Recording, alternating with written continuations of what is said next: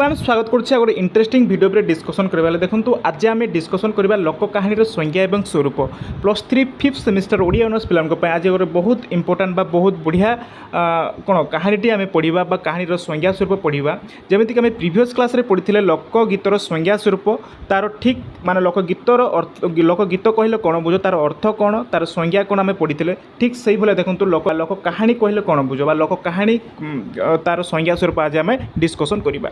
तो प्रथम जाना पे देखो लोक कहानी कौन तो पे आम टे आग को जा प्राचीन काल को माने वैदिक जुगर से समय माने टिके मुझे कहीदे से समय कथा टिके देख लोक कहानी माने गल्प पिले से समय थिला गप शुणिक लोक माने करथिले आनंद अनुभव करथिले किंतु पिले एई समय वर्तमान समय रे आउ लोक कहानी शुणुनांती गप शुणुनांती है माने से समय गोटे थिला माने बहुत सुंदर जेते बेले संध्या हुए है संध्या हुए समस्ते छोट छोट माने जिते खेल सारिक माने संध्या समय कमलमती बालक एवं बालिका संध्या समय कौन घर बुढ़ा और बुढ़ी पाखे बसिक से कहानी शुणा अली करतु बिले से समय गोटे बहुत सुंदर समय थिला जोटा कि लोक टाइम पास बोली गोटे जिनस जोटा कि माने कौन बोरिंग लगे गप शुणुले कहानी शुणुले किंतु एबे कौन पिला आउ कहानी शुणुना जदि जदि कौन से बोरिंग लगुच फोन धरुंच है फोन ही सबकि तो यही सब किसी माने जो कथा कहुई लोक कहानी कथा कहुई जो माने संज्ञा स्वरूप भितर आम डिस्कसन करवा आग को आम जाना लोक कहानी कौन है। तो देख पिले स्टार्ट करवा आम लोक मान आमद उपदेश प्रदान करवा हूँ लोक साहित्यर कौन सबुठारु बड़ उद्देश्य लोक साहित्यर यही उद्देश्य चरितार्थ करने दिगरे सबुठारु बड़ भूमिका निर्वाह करता लोक कहानी है। आदिम कालू मनीषर कहानी कहवा और शुणा प्रवृत्ति को यह चरितार्थ कर आसी मनीष हूँ एक सामाजिक प्राणी निज जीवन सुख दुख तथा विविध अनुभूति को से अन्य आगे प्रकाश करें और अन्य मानक ठारू से प्रकार अनुभूति शुणापी आग्रह रखी है। तो सही समय पे जिते बे आम मैंने लोक कहानी शुणुलु लोक माने कहानी कि जिते संध्या समय हुए से समय लोक माने कहानी शुणिकी निजक मन आनंदमय अनुभव करते किंतु एबे आउ लोक कहानी शुणुना माने से समय बहुत सुंदर समय थिला जमीक छोट छोट छुआ मैंने लोक कहानी शुणिकी से माने अनुभव करुले है। तो कौन कहुच्छे कहगला देख निजर अनुभूति को अन्य आगे कहला बेले से भावप्रवण हो अतिरंजित कर प्रकाश करता केते बेले अन्यर सहानुभूति तथा समवेदना हासिल लगी घटना को अति दुखद भाव में वर्णना करें। तो यही प्रकार वर्णना कलात्मक शैली धारण कर कहानी सृष्टि होता है कहुई। तो आदिम काल पे देखो आदिम काल केवल निज गोष्ठी देख निज गोष्ठी भितर सीमित नाला है। तो प्रभृति विभिन्न उपादान समेत जीवजंतु मान तार निबिड़ संपर्क थिला। तो पे देखो से समय माने जो माने ये जो वर्तमान जेनेरेशन पिला कथा कहबा आउ से वैदिक काल माने आदिम काल है आदिम काल मनीष केवल निज गोष्ठी भितर सीमित नाला पे प्रकृतिर विभिन्न उपादान समेत जीवजंतु मान सहित माने समस्त सहित से मिसिकी रोते है मिसिकी संपर्क निबिड़ संपर्क रोला। तो प्रकृति जीवन बा जीवजंतु को नहीं तेणु अति प्राचीन काल सृष्टि होती असंख्य कहानी माने कहानी शुणा और कहानी शुणा लोकंर गोटे बहुत गोटे प्रकार माने ये थाए है माने देख प्रथम जिते बेले मुझे जिते बेले आप जानी कि नहीं जिते कहानी सृष्टि माने प्रथम कौन कहानी आरंभ करने पूर्व से कौन कही कौन कथाटे कहू कथाटे कहू है कथाटे कहू किस कथा बेंग कथा कि बेंग ठुरा बेंग इत्यादि से माने प्रथम कहानी कहवा बेले यही गोटे पॉइंट कौन ये जो धाड़ीटा से कही था बहुत सुंदर लगे माने कहानी शुणा और शुणा लोकंर बहुत सुंदर लगे है। तो कहुई कौन लोक कहानी विषय वस्तु बा चरित्र हूँ मनीष प्रकृति पशुपक्षी जड़ पदार्थ भूत प्रेत देवता आदि यह केवल मनोरंजन सृष्टि बोली कहुई। तो यहाँ मैंने बुझे लोक कहानी आप जानी लोक कहानी से समय बहुत माने चर्चित थिला लोक कहानी समस्ते शुणुले एवं निजक अनुभव करते उपभोग करते है। कौन कहुई ए नीति शिक्षा मिलता है जो लोक कहानी शुणुले से समय बहुत सारा नीति शिक्षा शिखा आमको मिलूला। तो लोक कहानी लोक जीवन समुज्जल परिप्रकाश यह किछिटा रोमांच बा अवास्तव परिलक्षित होते अधिकांश भाव में लोक जीवन बहुचित्र और चिंताधारा यह ଜାଞ୍ଜଲ୍ୟମାନ। ପୁଣି ଏହି ଲୋକ କାହାଣୀ କାହାର ନିଜସ୍ୱ ନୁହେଁ ହେଲା। ଆମେ କହିବା ଏହି ଲୋକ କାହାଣୀ ହେଉଛି କାହାର ନିଜସ୍ୱ ନୁହେଁ, ସମସ୍ତଙ୍କ ସମୂହଙ୍କର ହେଲା, ସମାଜ ଗୋଷ୍ଠୀମାନଙ୍କର ସମୂହଙ୍କର ସମସ୍ତଙ୍କ ପାଇଁ ଏହି ଲୋକ କାହାଣୀ ପ୍ରତିଷ୍ଠିତ। ଏହା ବହୁଜନକ କୀର୍ତ୍ତି, ଏହା ସର୍ବଦା ଚଳମାନ, ମୁଖ କର୍ଣ୍ଣ ପଥ ଦେଇ ଏହା ସମଗ୍ର ଜଗତ ଭ୍ରମଣ କରେ ହେଲା। ଏଇଟା କ'ଣ, ଯେମିତି ଆମେ ଲୋକଗୀତରେ ପଢ଼ିଥିଲେ, ମାନେ ଗୋଟିଏ କଣରୁ ଆଉ ଗୋଟେ କଣକୁ, ଯେମିତିକି ଗୋଟିଏ ଲୋକଙ୍କ ଠାରୁ ଆଉ ଗୋଟେ ଲୋକଙ୍କ ଠାରୁ କେମିତି ପହଞ୍ଚୁଥିଲା, ଠିକ୍ ସେଇଭଳିଆ ଏହା ମଧ୍ୟ ସର୍ବଦା ଚଳମାନ, ମୁଖ କର୍ଣ୍ଣ ପଥ ଦେଇ, ମାନେ ମୁଖରୁ ମାନେ କର୍ଣ୍ଣରୁ କର୍ଣ୍ଣ ପଥ ଦେଇ ଏହା ସମଗ୍ର ଜଗତ ଭ୍ରମଣ କରୁଥାଏ ଏହି ଲୋକ କାହାଣୀ ମଧ୍ୟ। ବୁଝିପାରିଲେ? ତେଣୁ କାହାଣୀର କେଉଁ ଅଂଶଟି କେଉଁ ଅଞ୍ଚଳରେ କେତେବେଳେ ଆସି ସ୍ୱଦେଶୀୟ କାହାଣୀ ସଙ୍ଗେ ସଂଯୁକ୍ତ ହୋଇଛି ତାହା ନିର୍ଦ୍ଧାରଣ କରିବା ବଡ଼ କଠିନ ବୋଲି ଏଟା କୁହାଯାଏ। ସାଧାରଣ ଜନତାଙ୍କ ଠାରୁ ଆରମ୍ଭ କରି ପଣ୍ଡିତ ଶ୍ରେଣୀ ପର୍ଯ୍ୟନ୍ତ ସମସ୍ତଙ୍କ ଭିତରକୁ ତା'ର ଅବାଧ ପ୍ରବେଶ, ଏହାର କୌଣସି ନିର୍ଦ୍ଦିଷ୍ଟ ଶୈଳୀ ନାହିଁ ବୋଲି କୁହାଗଲା। ତ ସମୟ ଶ୍ରୋତା ଏବଂ କଥକଙ୍କ ଅନୁଯାୟୀ ଏହା ସର୍ବଦା ପରିବର୍ତ୍ତନଶୀଳ। ପୃଥିବୀ ପୃଷ୍ଠସ୍ଥ ପଶୁପକ୍ଷୀ, ସଜୀବ ନିର୍ଜୀବ, ଚେତନ ଏବଂ ଜଡ଼ ସମସ୍ତେ ଏହାର ଚରିତ୍ର ହୋଇପାରନ୍ତି ବୋଲି କୁହାଯାଇଛି। କୌଣସି ମାନେ ଏ ଯେଉଁ କାହାଣୀ କହିବା, ଏଇ କାହାଣୀ କୌଣସି ଗୋଟିଏ ଲୋକଙ୍କର ନୁହେଁ, ସମସ୍ତଙ୍କର କାହାଣୀ ବୋଲି ଏଠାରେ କୁହାଯାଇଛି ହେଲା। ତ ମାନବେଦର ଚରିତ୍ର ମଧ୍ୟ ଏଥିରେ ବାକ୍ ଶକ୍ତିର ଅଧିକାରୀ, ଆନନ୍ଦ ପ୍ରଦାନ ଏହାର ସର୍ବଶ୍ରେଷ୍ଠ ଲକ୍ଷ୍ୟ, ସତ୍ୟ ନ୍ୟାୟର ପ୍ରତିଷ୍ଠା ଏହାର ଉଦ୍ଦେଶ୍ୟ। ଚରିତ୍ରମାନଙ୍କର ଚାରିତ୍ରିକ ବୈଶିଷ୍ଟ୍ୟ ନଥାଏ, ବରଂ ନିୟତିର ଇଙ୍ଗିତରେ ଏମାନେ ପରିଚାଳିତ ହୁଅନ୍ତି। କାହାଣୀକୁ ଚିତ୍ତାକର୍ଷଣ କରିବା ପାଇଁ ମଝିରେ ମଝିରେ ଗୀତ ଓ ଢଙ୍ଗଢମାଲି ପ୍ରୟୋଗ ରହିଥାଏ। ତ ଦେଖ, ମୁଁ ଆପଣଙ୍କୁ ଯେମିତି କହୁଥିଲି କି କାହାଣୀ ଯେତେବେଳେ ଆପଣଙ୍କ ଷ୍ଟାର୍ଟ ହୁଏ ହେଲା, କ'ଣ କୁହାଯାଏ, ଯେତେବେଳେ କି କଥାଟିଏ କହୁ କିସ କଥା ହେଲା, ଜଣେ କହୁଛି କିସ କଥା, ମାନେ ଜଣେ ଷ୍ଟାର୍ଟ କରୁଛି କଥାଟିଏ କହୁ, ଆଉ ଜଣେ କହୁଛି କିସ କଥା ବୋଲି କହୁଛି, ଆଉ ସେ କହୁଛି କ'ଣ କହୁଛି ନା ବେଙ୍ଗ କଥା, ଆଉ ଜଣେ କହୁଛି କି ବେଙ୍ଗ କହୁଛି, କି ବେଙ୍ଗ କହିଲା ପରେ ଆଉ ଜଣେ କହୁଛି ଯେ ଠୁରା ବେଙ୍ଗ ବୋଲି ଏଠାରେ କହୁଛି, ମାନେ ସେଟା କହୁଛି। ଦେଖ, ସେଟାରେ କୁହାଗଲା ଯେ ଏମାନେ ହଁ, ଯେତେବେଳେ କାହାଣୀଟି ମାନେ ଆରମ୍ଭ ହୁଏ ପିଲେ, ସେତେବେଳେ କ'ଣ ହେଉଛି, ମଝିରେ ଗୀତ ଢଙ୍ଗଢମାଲି ହେଲା, ମଝିରେ ସେମାନେ କ'ଣ ଗୀତ ଢଙ୍ଗଢମାଲିର ପ୍ରୟୋଗ ମଧ୍ୟ ରହିଥାଏ ବୋଲି କୁହାଯାଏ। କଥାବସ୍ତୁ ବୈଚିତ୍ର୍ୟହୀନ ଓ ପାରମ୍ପରିକ ପରିସର ବ୍ୟାପକ ଓ ସୁଦୂର ପ୍ରସାରିତ କ'ଣ ହୋଇଥାଏ। ତ କାହାଣୀ ଆବିଧାନିକ, ଦେଖ କୋଶ୍ଚିନ୍ ଆସିପାରେ, ଏଇଟାଙ୍କର ସର୍ଟ କୋଶ୍ଚିନ୍ ଆସିପାରେ।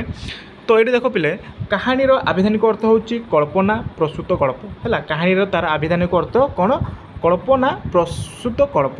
ତ ବିବରଣୀ, ବୃତ୍ତାନ୍ତ ଇତ୍ୟାଦି ଦେଖ ଇତ୍ୟାଦି ଏହି ଦୃଷ୍ଟିରୁ କାହାଣୀର ମୁଖ୍ୟ ଦିଗଟି ହେଉଛି ତାହାର କଥନ ଭଙ୍ଗୀ। କାହାଣୀର ଶ୍ରୋତା ସମସ୍ତେ, ବକ୍ତା ବି ସମସ୍ତେ। ଦେଖ, କାହାଣୀର ଶ୍ରୋତା ଯିଏ ଶୁଣୁଛି ହେଲା, କାହାଣୀର ଶ୍ରୋତା ଯିଏ ଶୁଣୁଛି, ସେ ଶୁଣୁଛି, ଶ୍ରୋତା ମଧ୍ୟ ବକ୍ତା ସମସ୍ତେ। ତ କ'ଣ କୁହାଗଲା, କାହାଣୀର ଶ୍ରୋତା ସମସ୍ତେ ମାନେ ସବୁ ସର୍ବଜନ ଗ୍ରାହକ କଥା ହିଁ ତାହାକୁ ଲୋକ ସମାଜରେ ଅଧିକ ଲୋକପ୍ରିୟ କରାଇଛି। ଆଲୋଚକମାନେ ଲୋକ କାହାଣୀକୁ ତେଣୁ ଏକ ସାର୍ବଜନୀନ ଗଣତାନ୍ତ୍ରିକ କଳା ବୋଲି ମତ ଦେଇଛନ୍ତି। ତ ଯେଉଁ ଆଲୋଚକମାନେ ମଧ୍ୟ ଏଠାରେ କୁହାଯାଇଛି, ଲୋକ କାହାଣୀ ହେଉଛି ଯେଉଁଟାକି ସାର୍ବଜନୀନ, ସମସ୍ତଙ୍କର ଗୋଟେ ଗଣତାନ୍ତ୍ରିକ କଳା ବୋଲି ସମସ୍ତେ ଏଠାରେ ମତ ମଧ୍ୟ ଦେଇଛନ୍ତି। ତ ମଣିଷର କଳ୍ପନା ତଥା ଅତି କଳ୍ପନା ଭିତରୁ ସୃଷ୍ଟି ହୋଇଥାଏ କାହାଣୀ। ତ ଏଠାରେ କୁହାଗଲା, ମଣିଷର ଯେଉଁ କଳ୍ପନା ହେଲା ତଥା ଅତି କଳ୍ପନା ଭିତରେ ସୃଷ୍ଟି ହୋଇଥାଏ ଗୋଟେ କାହାଣୀ। ପିଢ଼ି ଧରି ମୁଖରୁ ମୁଖକୁ ଏହା ପ୍ରସାରିତ ହୋଇଥାଏ। ଯେମିତିକି ମୁଁ କ'ଣ ଲୋକଗୀତରେ ପଢ଼ିଥିଲି, ପିଢ଼ି ପରେ ପିଢ଼ି, ଏଇଟା ଯେମିତିକି ପୂର୍ବ କାଳରୁ ଆସିଛି, ପିଢ଼ି ପରେ ପିଢ଼ି ତାକୁ କ'ଣ ଲୋକଗୀତ ପ୍ରସାରିତ ହୋଇଛି। ଠିକ୍ ସେଇଭଳି ଦେଖନ୍ତୁ, ପିଢ଼ି ପରେ ପିଢ଼ି ଧରି ଏଠାରେ ମୁଖରୁ ମୁଖକୁ ଏହା ପ୍ରସାରିତ ହୋଇଥାଏ କେଉଁଟା, କାହାଣୀ। ତ ମଣିଷର ସ୍ମୃତି ହେଉଛି ଲୋକ କାହାଣୀ ସଞ୍ଚାଳନ ସବୁଠାରୁ ବଡ଼ ସହାୟକ ମାର୍କସ୍ ମୁଲରଙ୍କ ମତରେ। ତ ଏଇଟା ଆମର ତା'ର ସଂଖ୍ୟା ଆମେ ପଢ଼ିଲେ ଲୋକ କାହାଣୀ କାହାକୁ କୁହାଯାଏ। ଠିକ୍ ସେଇଭଳି ଦେଖନ୍ତୁ ତା'ର ସଂଜ୍ଞା କିଏ କ'ଣ ମତ ଦେଇଛନ୍ତି। ତ ଏଇଠି ଦେଖନ୍ତୁ ମାର୍କସ୍ ମୁଲର ତାଙ୍କ ମତରେ କହିଛନ୍ତି ଲୋକ କାହାଣୀ ହେଉଛି ବେଦରେ ସନ୍ନିବେଶିତ କାହାଣୀ ଠାରୁ ଅଧିକ ପ୍ରାଚୀନ, ବେଦ ରଚିତ ହେବାର ବହୁ ପୂର୍ବରୁ ଲୋକ କାହାଣୀ ପ୍ରଚଳିତ ଥିଲା ବୋଲି ସେ କହୁଛନ୍ତି ହେଲା। ତ ଏଇଟାର ମାର୍କସ୍ ମୁଲର କହୁଛନ୍ତି ଯେଉଁଟାକି ବେଦ ମାନେ ଶୁଣିକି ମନେ ରଖିବା, ବେଦର ରଚିତ ହେବା ପୂର୍ବରୁ, ମାନେ ବେଦ ଯେତେବେଳେ ରଚିତ ହୋଇଥିଲା ତା ପୂର୍ବରୁ ଲୋକ କାହାଣୀ ପ୍ରଚଳିତ ଥିଲା ବୋଲି ଏଠାରେ କହୁଛନ୍ତି କିଏ, ମାର୍କସ୍ ମୁଲର। ତ ବେଦର ରଚୟିତା ଲୋକମୁଖରେ ପ୍ରଚଳିତ କାହାଣୀ ଶୁଣି ଓ ସଂଗ୍ରହ କରି ବେଦରେ ସଂଯୋଜିତ କରିଛନ୍ତି। ତ ପରବର୍ତ୍ତୀ ଦେଖନ୍ତୁ ଲୋକ କାହାଣୀର ଏକ ସ୍ପଷ୍ଟ ପରିଭାଷା ନିର୍ଣ୍ଣୟ ହେଲା। ସ୍ପଷ୍ଟ ପରିଭାଷା, ଏକ ସ୍ପଷ୍ଟ ପରିଭାଷା ନିର୍ଣ୍ଣୟ କରିବା ଅପେକ୍ଷା ଏହାର ବିଶେଷତ୍ୱ ପ୍ରତି ଲୋକସାହିତ୍ୟର ଗବେଷକମାନେ ବିଶେଷ ଦୃଷ୍ଟି ଦେଇଥାନ୍ତି। ଲୋକକାହାଣୀ ଶବ୍ଦଟି ପ୍ରାୟତଃ ଲୋକ ସମାଜରେ ପ୍ରଚଳିତ ସେଇ କଥା ପାଇଁ ବ୍ୟବହୃତ ହୋଇଥାଏ ଯାହାକି ମୌଖିକ ପରମ୍ପରା। ଏଇଟା ମଧ୍ୟ ଦେଖନ୍ତୁ ଲୋକ କାହାଣୀ ଲୋକଗୀତ ଯେମିତିକି ମୌଖିକରୁ ମାନେ ଏଇ ଯେଉଁ କାହାଣୀ କୌଣସି ମାନେ ଗ୍ରନ୍ଥରେ ଲେଖା ହୋଇନଥାଏ ବା ମାନେ ହେବାର କିଛି এপর্যন্ত ইতিহাস মধ্যে নাই সেইভাবে ঠিক দেখুন আমি লোক কাহিনী মধ্যে আমি জাঁপারা যে যেটাকি যাকে মৌখিক মানে নিজ মুখর যে বাহুথিবা যে পরম্পরা দ্বারা পুরুষানুক্রমে উপলব্ধ হয়ে থাকে বলে এখানে কুহযাই।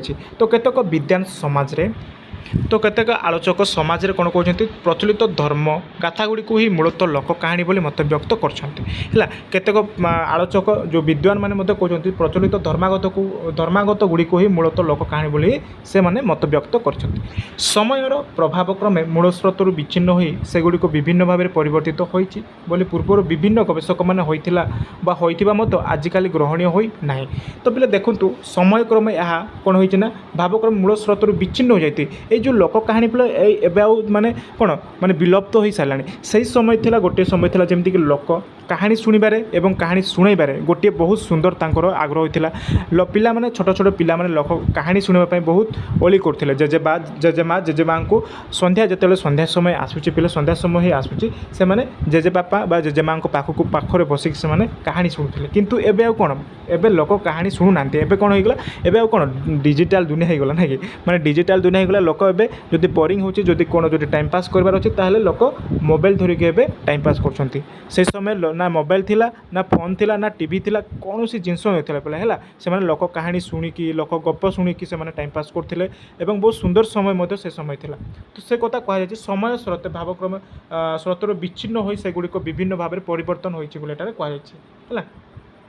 তো আজকাল সেটা গ্রহণ নুহে বলে কুহগলা। তো লোক কাহিনী শব্দর প্রয়োগ ইংরাজীরে দেখো তার ইংরাজীর শব্দ কুহযাচ্ছে ফোক টেল হ্যাঁ ফোক টেল বলে কুহযায় যে লোক কাহিনীকে। তো ফোক টেলর পর্যায়র বাচি ভাবে ব্যবহৃত হয়ে থাকে। ইংরাজীরে এই শব্দ ব্যবহৃত ব্যাপক অর্থকু বহন করে থাকে। ধর্মগাথা কিংবদন্তী পুরা কথা বা পুরাণ কথা পশুপক্ষী কথা তথা নীতি কথা আদি লোক সমাজের প্রচলিত টিকে রহতু দেখ কোণ গলা লোক সমাজের প্রচলিত কাহিনীগুড়ি সম্মিলিত ভাবে ফোক টেলর অন্তর্ভুক্ত করা যাইছে হ্যাঁ মনে রখিবে।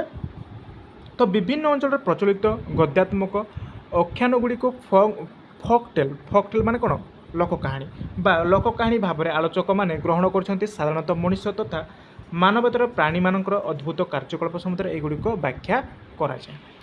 তো পরবর্তী কুহলা বেলা সেইপরি অসমিয়া ভাষার ସବୁ ପ୍ରକାର ପ୍ରାଚୀନ କାହାଣୀ ଗୁଡ଼ିକ ସାଧୁକଥା ଭାବରେ ଗ୍ରହଣ କରାଯାଇଥାଏ। କହିବା ବାହୁଲ୍ୟ ଯେ ଅସମିଆ ଭାଷାରେ ସାଧୁକଥା ଶବ୍ଦଟିର ଅର୍ଥ ବ୍ୟାପକ ଅଟେ। ଇଂରାଜୀ ଭାଷାରେ କାହାଣୀ କିମ୍ବଦନ୍ତୀ ପୁରାଣ କଥା ନୀତିକଥା ଓ ଆଦି ଅସମିଆ ଭାଷାରେ ସାଧୁକଥାର ଅନ୍ତର୍ଭୁକ୍ତ। ସାଧୁକଥା ଶବ୍ଦର ଅର୍ଥ ଲକ୍ଷ୍ୟ ଗଣିତରୁ ଗବେଷକମାନେ ମତ ଦିଅନ୍ତି ଯେ ଲୋକ କାହାଣୀର ଅନ୍ତରାଳରେ ସାଧୁ ସଦ୍ ବା ନୀତି କଥାଟିଏ ରହିଥିବା ଦୃଷ୍ଟିରୁ ହୁଏତ ପ୍ରାଚୀନ ଲୋକ କାହାଣୀଗୁଡ଼ିକ ସାଧୁକଥା ନାମରେ ନାମିତ କରାଯାଇଛି ହେଲା। তো এইটা লোক কথা কুহগলা যেটাকি সেই সময়। তো পরবর্তী কুহগলা যে ওড়িয়া লোক সাহিত্যের বিশিষ্ট গবেষক সম্রাট কুঞ্জ বিহারী দাস। তো কুঞ্জ বিহারী দাসক মতরে দেখুন লোক কাহিনী নিয়ে কোণ কৌঁচ তো তাঁর ভাষার উল্লেখ করা যাই যে লোক কাহিনী লোকর মৌখিক গদ্য সাহিত্য কথা গাথা গীতিকা ও কেতেক অসাবৃত কথার কাহিনী পদ্য রূপে নেলে হে ইয়া মুখ্যতঃ গদ্য বলে সে কৌন কি কুঞ্জ বিহারী দাস। তো ଏହା ବୟସ୍କ ସୃଷ୍ଟି ଆଂଶିକ ଭାବରେ ପରିଣତ ମନର ରସ ପିପାସା ଚରିତାର୍ଥ କରେ। ଲୋକ କାହାଣୀ ଏକ ଜୀବନ୍ତ ଶିଳ୍ପ ସାର୍ବଜନୀନ ଆବେଦନ ଯୋଗୁଁ ଏହା କାଳଜୟୀ ଦେଖ ବୋଲେ ଏହା କାଳଜୟୀ ବୟସ୍କ ହେଲେ ହେ ବୟସର ଜୀର୍ଣ୍ଣ ବାତାବରଣ ଏଥିରେ ନାହିଁ ହେଲା। ତ ଏ କ'ଣ କୁହାଗଲା ଯେଉଁ ଲୋକ କାହାଣୀ ଏକ ଜୀବନ୍ତ ଶିଳ୍ପୀ ବୋଲେ ସାର୍ବଜନୀନ ମାନେ ସମସ୍ତଙ୍କର ଆବେଦନ ଯୋଗୁଁ ଏହା କାଳଜୟୀ ବୟସ୍କ ହେଲେ ହେ ବୟସର ଜୀର୍ଣ୍ଣ ବାତାବରଣ ଏଥିରେ ନାହିଁ ବୋଲି ଏଠାରେ କୁହାଯାଇଛି। ତ ଅନେକ ଆଲୋଚକ ଲୋକ କାହାଣୀର ପରିଭାଷା ସମ୍ପର୍କରେ ନିଜର ମତାମତ ପ୍ରଦାନ କରିଛନ୍ତି। ଲୋକ କାହାଣୀର ବିପୁଳ ପରିସର ସ୍ୱରୂପ ଦେଖିଲେ ମନେ ହୁଏ ଯେ ଏ ସମ୍ପର୍କିତ ପରିଭାଷା ସ୍ପଷ୍ଟ ଯଥେଷ୍ଟ ନୁହେଁ। ଏକ ସନ୍ତୋଷଜନକ ତଥା ପରିପୂର୍ଣ୍ଣ ପରିଭାଷା ନିର୍ଣ୍ଣୟ କରିବା ହୁଏତ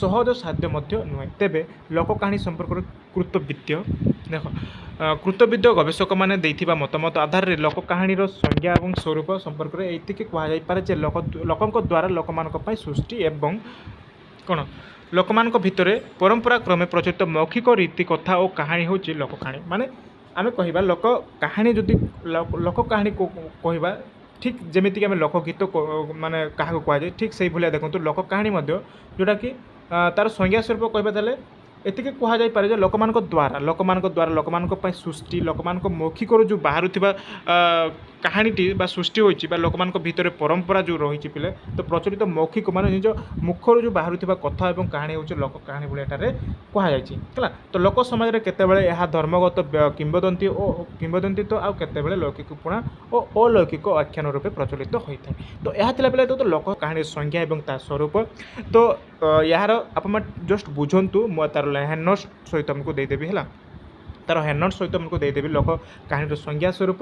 ଆପଣମାନେ ବୁଝନ୍ତୁ ଖାଲି କେମିତି ଲୋକ କାହାଣୀ କେମିତି ସୃଷ୍ଟି ହେଇଛି ସେହି ସମୟରେ କେମିତି ଲୋକ କାହାଣୀ ଥିଲା ବର୍ତ୍ତମାନ କେମିତି ମାନେ ବିଲୁପ୍ତ ହୋଇଯାଇଛି ଜଷ୍ଟ ବୁଝନ୍ତୁ କ'ଣ ସଂଜ୍ଞା ଦେଇଛନ୍ତି ମତ କ'ଣ ଦେଇଛନ୍ତି ତାହା ଟିକେ ଆପଣ ଜାଣନ୍ତୁ ହେଲା।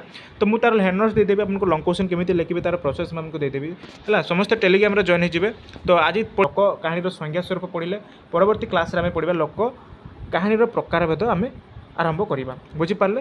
ତ ଆଶା କରୁଛୁ ସମସ୍ତେ ଭିଡ଼ିଓକୁ ସମସ୍ତେ ଲାଷ୍ଟରେ ଦେଖୁଥିବେ ସମସ୍ତେ ଭିଡ଼ିଓକୁ ସେୟାର କରିଦେବେ ଚ୍ୟାନେଲକୁ ନଥିଲେ ଚ୍ୟାନେଲକୁ ସବସ୍କ୍ରାଇବ୍ କରିଦେବେ। ପ୍ରତ୍ୟେକ ଦିନ ଆମେ କ୍ଲାସ୍ କରିବା ଏଇ ଯେଉଁ ୟୁନିଟ୍ଟା ସରିଲେ ଆମେ କୋର୍ ପେପର୍ 11ର ଆମେ ଷ୍ଟାର୍ଟ କରିବା ହେଲା କୋର୍ ପେପର୍ 11ର। ତ ଆଜି ପାଇଁ ଏତିକି ଥାଉ ପିଲା ଆଶା କରୁଛୁ ସମସ୍ତଙ୍କୁ ଭିଡ଼ିଓ ଭଲ ଲାଗିଥିବ ସମସ୍ତେ ଭିଡ଼ିଓକୁ ଲାଇକ୍ କରିଦେବେ ଚ୍ୟାନେଲକୁ ସବସ୍କ୍ରାଇବ୍ କରିଦେବେ। ରହିଲେ ଧନ୍ୟବାଦ।